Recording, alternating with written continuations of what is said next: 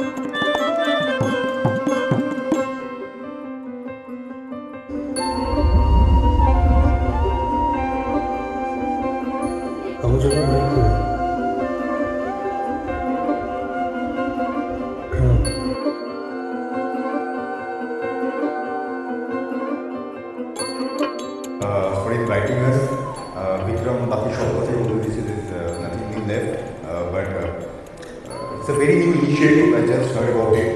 संचिता का से मैं खुद ही सुनते पड़ा। I'm very much looking forward for this, what is happening here right now. And हमारे T-shirt आज के उद्घाटन है, so I would like to call Julandi, if she can come, will be glad. Julandi, can you please? Thank you so much. যদি স্টেজে একবার আমাদের সাথে আসেন তাহলে আমরা বাধিত হব। এই জন্যে হয়তো স্টেজে আজকে আমরা এমন দুজন মানুষকে এখন আমাদের সাথে পেলাম যাদের সঙ্গে আমরা বড় হয়েছি, যাদেরকে আইডল মেনে আমরা জীবনে এগিয়েছি। Thank you so much both of you, কৃতিদা, সুরন্দি। আর রাশ আমাদের খুব কাছের ছবি, মনের ছবি। I hope after 6 June you guys will go to that theatre and we're expecting a very good experience from everyone. Thank you so much.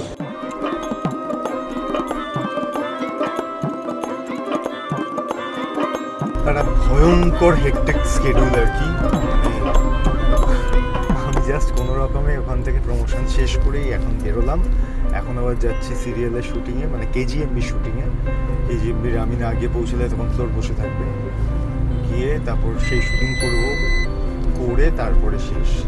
ভয়ঙ্কর ট্রাফিক হয়ে রয়েছে, এটাকে আমি ওভারকাম করে আমি যে ভগবান প্লিজ তাড়াতাড়ি পৌঁছে দাও আমায়।